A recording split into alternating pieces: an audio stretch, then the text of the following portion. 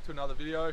This is going to be the start of a new series, so sort of stealing this concept from Sam Miles, so shout out to you. But basically I'm going to do a lot of rig rundowns on all my mates' cars, a lot of the cars you'll see on Instagram and stuff. I'm going to try and get through all the Victorian rigs, and then when I start doing some travelling later in the year, while I'm travelling, I want to do a lot of these as well. So I'm going to try and keep it really raw, so all one take for a lot of the parts. I've just sort of laid it out, mapped it out in segments. And the first one for this series is going to be my good mate James's car. And yeah, basically just do a run through of what he's done to it and do some little tests and stuff, do a little scoreboard at the end. And yeah, that's basically it, so stay tuned.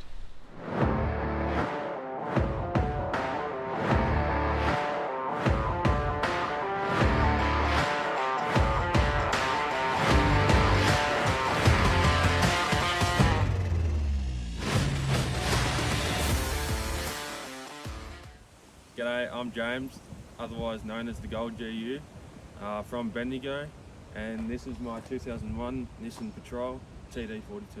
Alright, so we'll do a full walk around of the car, get all the bolt-on accessories and stuff, then we'll cover the suspension, the cab, and then we'll show you the engine bay as well.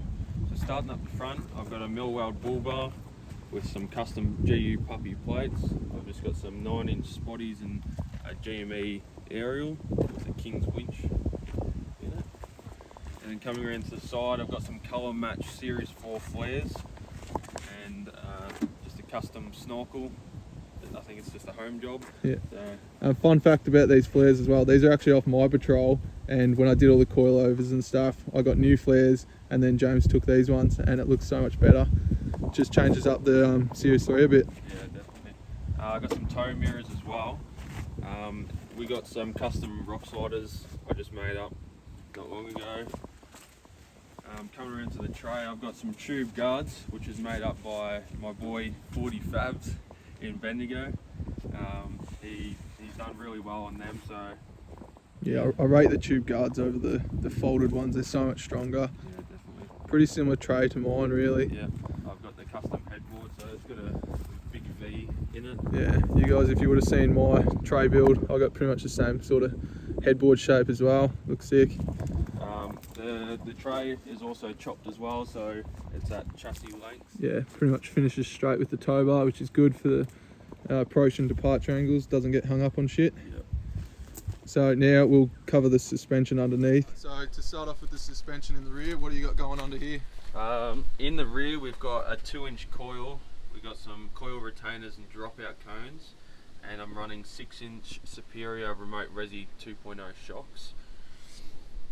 Progressive bump stops by the look of it. With what size space is that? 25mm spacer. Nice. And then what do you want to change on the rear?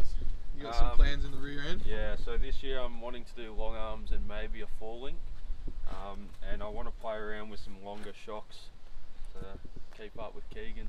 And then what about the front? In the front we're just running all the standard arms and stuff, but we're running 4-inch Dobinson coils and 5-inch shocks, still remote resi, and adjustable drag link, but need to get panhard and tie rod. Yeah. And what arms are you going to go in the future, do you reckon? I'm looking to do a PSR long arm kit in the front. So, Nice. yeah. Alright, so now we'll move on to the engine bay, I reckon. Yep. I'll show you what's going on under here. So under the bonnet I'm running a TD42.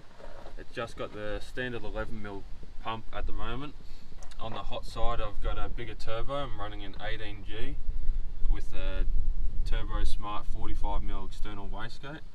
That's just plumbed straight down. Just running the standard intercooler and airbox at the moment, but I'm looking to upgrade both very soon, and then get it tuned and see what power I can make, just winding the 11mm to its max.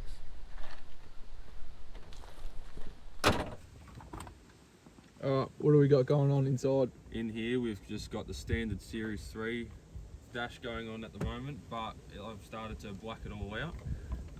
I've blacked out some of the door trims as well, and I've blacked out all the rear wall. All the center console is also done. Up top we've got just a custom made roof console from a bloke in Queensland. Makes them up in his shed. Got the GME UHF up there as well.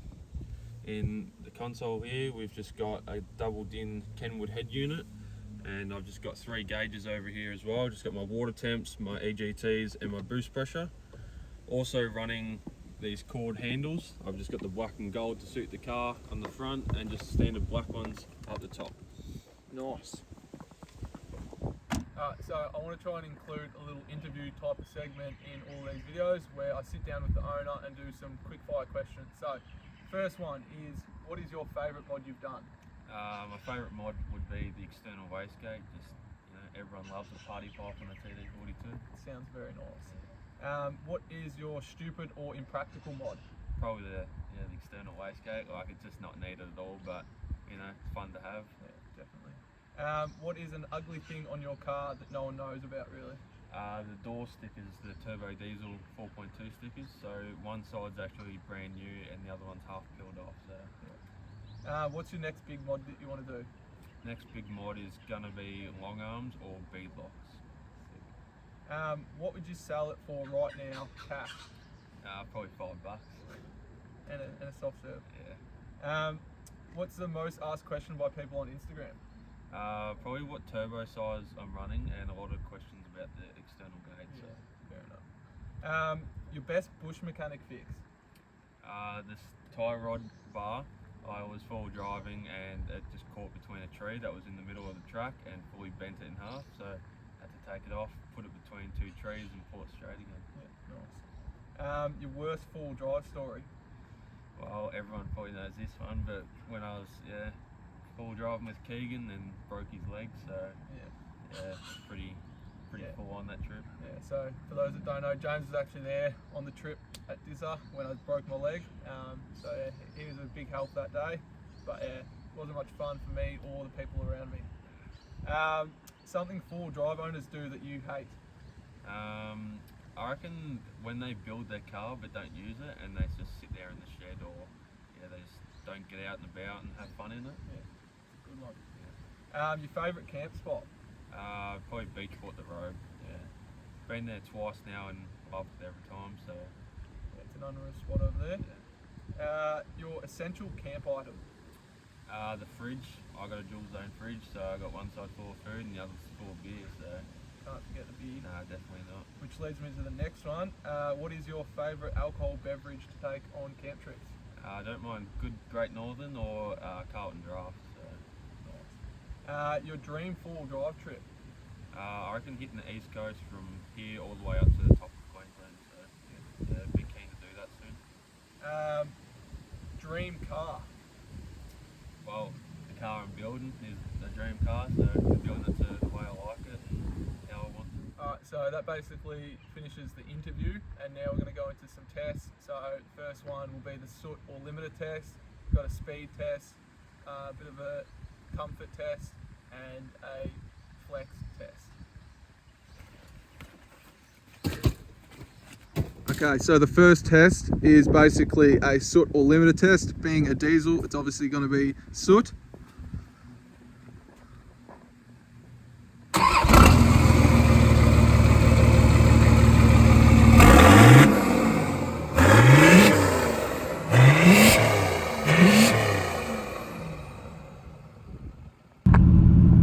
So for this test, it's basically going to be the comfort test, which this definitely isn't the best way of doing it, but I thought I'll just sit in the passenger seat with the driver, get on some bumpy roads, give it a little bit, and I will be the judge of how comfy it is out of 10. So we're on a little dirt track at the moment, and he can give it a bit of a right foot and just get a feel for it, and you get some external gate sounds as well, so go ahead for it, James.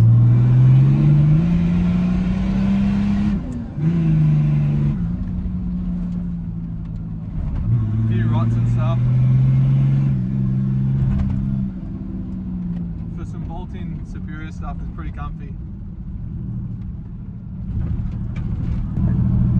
So basically now we're going to head to the highway and find somewhere safe to do a 0 to 100 km/h pull, and I've got a Speedy app that tracks that super accurately, and I'll be able to cross-reference that for the future builds that I do these videos for. So yeah, we'll get a time on that. Okay, so basically this app reads once you're at 0. As soon as you start, it'll start reading your speed, and you can see we're just going to do 0 to 100. So take it away, James.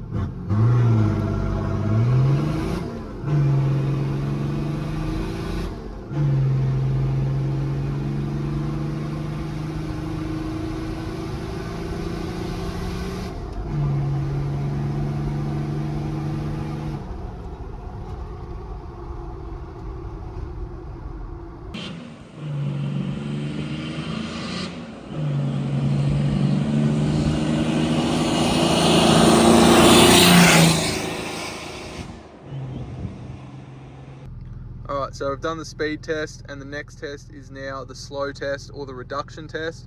So basically put it in 4 low, first gear, and you want it to go as slow as possible without touching the brake or the accelerator.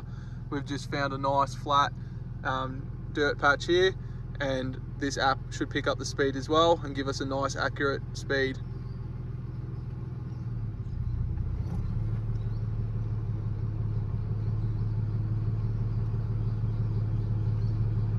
And I'll sort of just gauge it off about 20 to 30 meters of driving, and it's sort of just jumping between 2 and 3, so we might call it 2.5 k's an hour, which is pretty slow.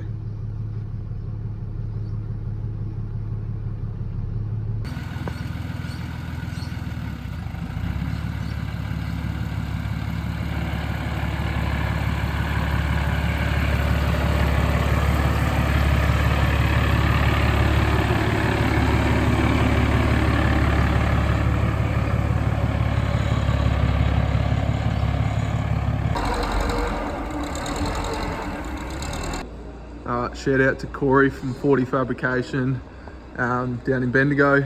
He's letting us use his forklift for this test. Makes it a lot easier so we can get an accurate measurement. So we'll pick the front wheel up, pick the rear wheel up, and then we'll get a comparison of the 2 measurements, and then that's what his score will be.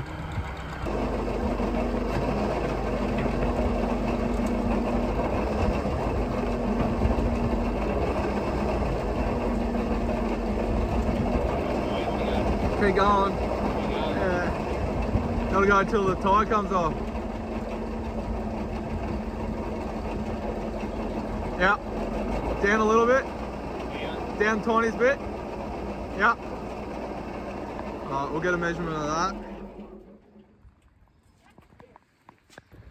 Alright, so for the rear, off the ground to the lowest part of the tyre here, got 780 millimeters. And now we'll do the same thing on the front and see if there's any difference.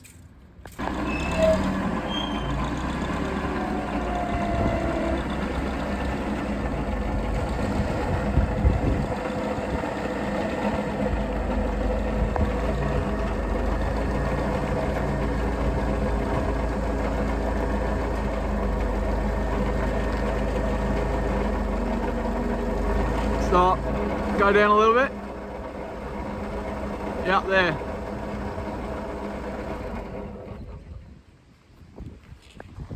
Alright, so we've jacked up the front now, and as you can tell, it's probably a bit less than the rear. So we've got 640 mil there, so James got a bit of work to do, I reckon.